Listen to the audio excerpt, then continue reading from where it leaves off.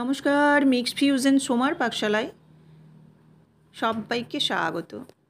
আজকে ঘরোয়াভাবে কিভাবে মুগ ডাল বানাবো সেই রেসিপিটি আপনাদের সাথে শেয়ার করব।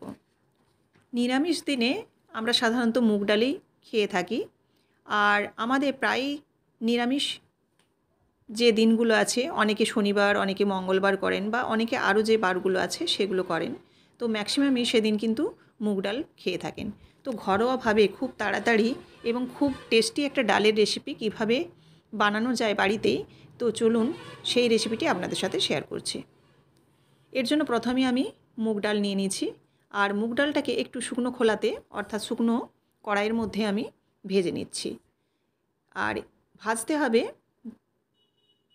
মিনিট 2-3 মতো, অর্থাৎ দেখুন এরকম যখন কালারটা চেঞ্জ হয়ে যাবে তখন কিন্তু নামিয়ে নিতে হবে, খুব একটা বেশি লাল করে ভাজা যাবে না। এবার এটাকে আমি পরিষ্কার করে ধুয়ে কুকারের মধ্যে দিয়ে দিলাম।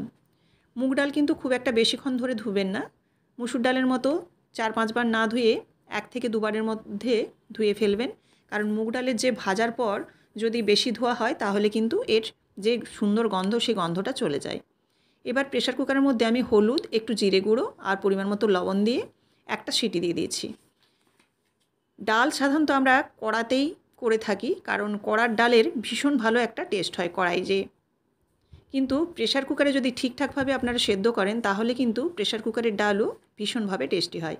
সেইভাবেই আমি কিন্তু মুগ ডালটাকে দেখুন খুব হালকা করে সেদ্ধ করেছি, খুব একটা কিন্তু গলিয়ে দিইনি।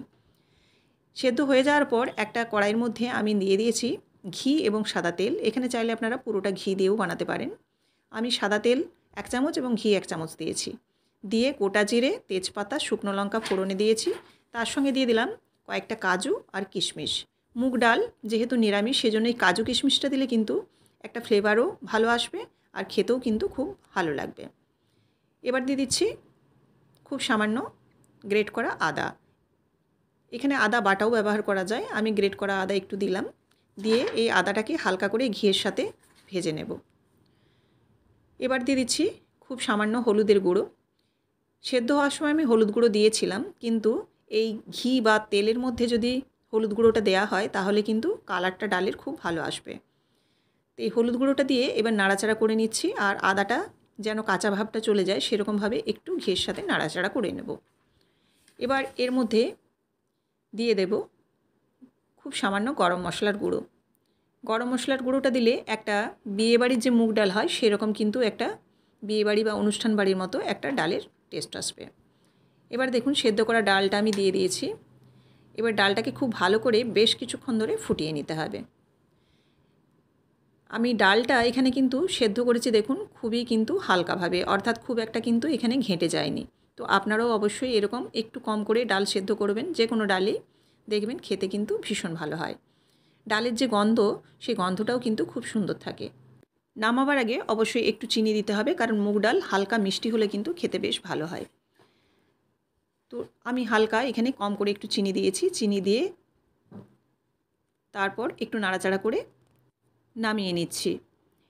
এইভাবে আপনারা ঘরোয়া যে নিরামিষ দিনের মুগ ডাল এভাবে কিন্তু বানিয়ে নিতে পারেন, বা অতিথি এলেও কিন্তু এই ডালটি আপনারা বানিয়ে নিতে পারেন, ভীষণই ভালো খেতে হয়।